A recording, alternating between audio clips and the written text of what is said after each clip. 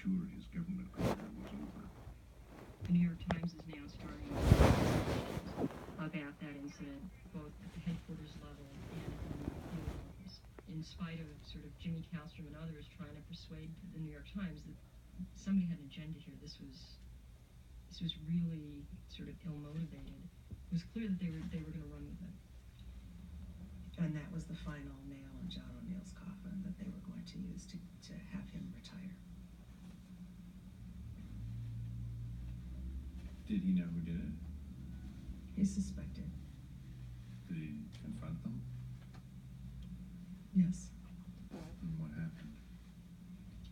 It was completely denied. The person that he felt did it said absolutely not, wouldn't want to hurt you in any way, shape, or form.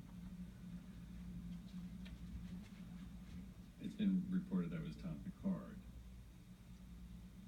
That's who John felt it was. Tom Picard.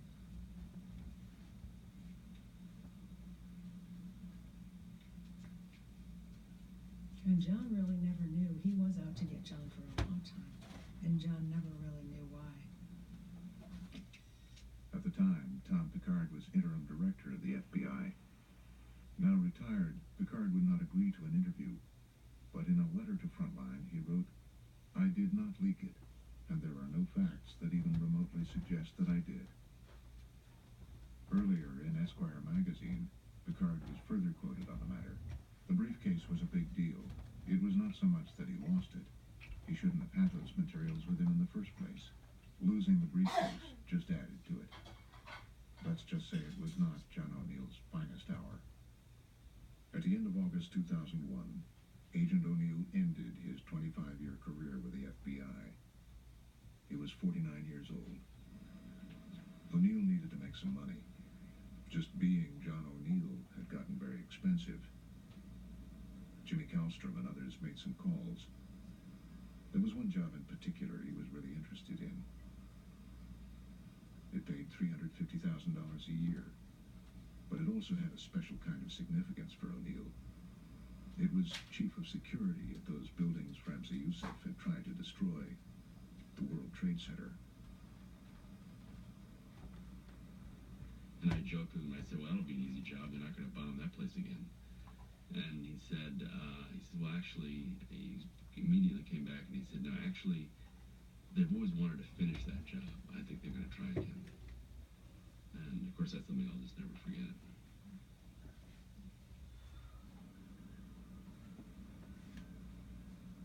On the night of September 10th, John O'Neill did what he loved doing, and he did it from his favorite table at Elaine's. It was classic John. To this day, I can remember John sitting in a chair looking up at me with that classic John O'Neill smile saying, doesn't get better than this. The talk, of course, turned to bin Laden. He had said to me, we're due, and we're due for something big. That was just, he said that some things have happened in Afghanistan. I don't like, the way things are lining up in Afghanistan. And he said, I sense a shift, and I think things are going to happen. And I said, when? He said, I don't know, but soon. And that was just his sense of things. We left about 2:30. John gave me a big bear hug and said, I'll see you tomorrow. And John went home, and that was the last I saw him.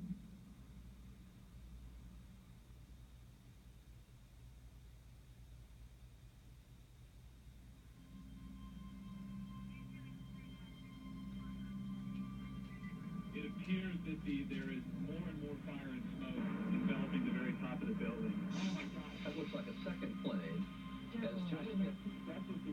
I saw the second plane, and of course by then there's no doubt what the issue is, and I call again and I don't get through and I leave a message. I knew he should have been there by then.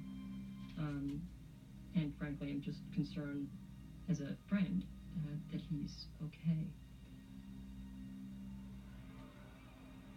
Got on the phone, and he says, hey babe, it's me. I said, are you okay? He says, yeah, I'm fine. He said, Val, it's horrible. There's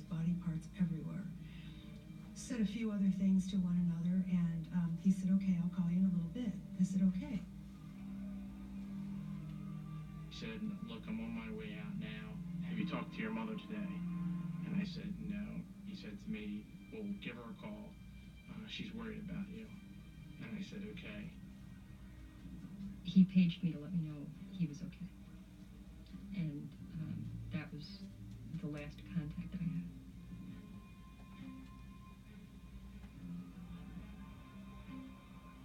I was running down the street right after I got around St. Vincent's Hospital on the Y, and I started to run a little bit. I saw the South Tower collapse.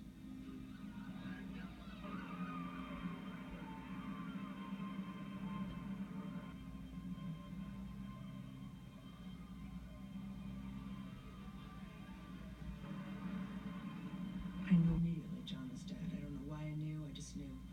And I slumped down into a chair and I said, oh my God, John's dead. And everybody said, don't say that, don't talk like that. But about 2 o'clock in the afternoon, I said to my assistant, we were just sitting there waiting for him to call. Everyone went back to my office. And he never called.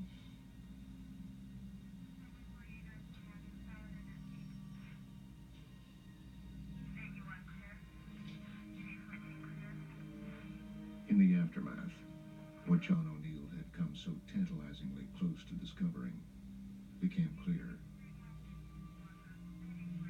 Some of it came from Yemen, from that suspect Al-Quso. He told about a secret meeting in Malaysia, attended by 2 coal-bombing conspirators, Nawaf al-Hazmi and Khalid al-Midar. They had been coming in and out of the U.S. on legal visas. They trained in American flight schools. They too had died on September 11th, piloting Flight 77 as it crashed into the Pentagon.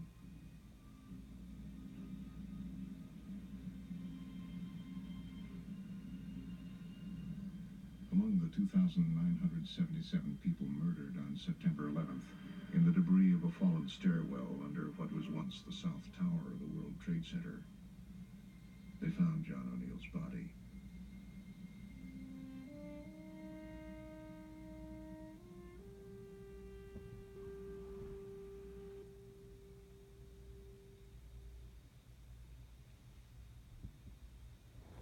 Next time on Frontline.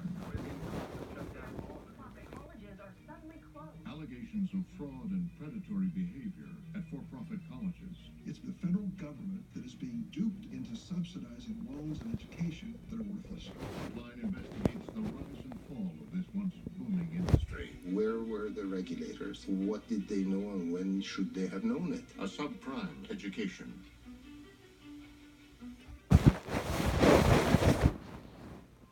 Go to pbs.org/frontline to explore more about John O'Neill and the FBI, including a rare video interview with O'Neill. Unfortunately, you do see occasionally the dark side. See how the 9/11 Commission examined issues that were raised by John O'Neill. Watch an extended 90-minute version of the film. Connect to the Frontline community on Facebook and Twitter. And if stories like this matter to you, then sign up for our newsletter at pbs.org/frontline. Frontline is made possible by contributions to your PBS station from viewers like you. Thank you. And now, Commission for Public Broadcasting. Major support for Frontline is provided by the John D. and Catherine T. MacArthur Foundation, committed to building a more just, verdant, and peaceful world. More information is available at macfound.org. Additional support is provided by the Park Foundation, dedicated to heightening public awareness of critical issues. The John and Helen Glessner Family Trust, supporting trustworthy journalism that informs and inspires. The Wincoat Foundation, and by the Frontline Journalism Fund, with major support from John and Joanne Hagler.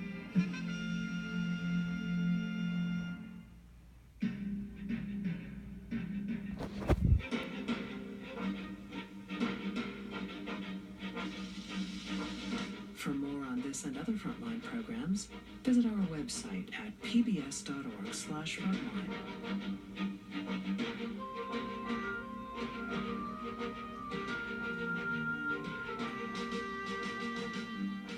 Frontline's The Man Who Knew is available on DVD.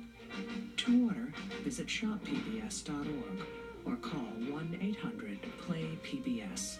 Frontline is also available for download on iTunes.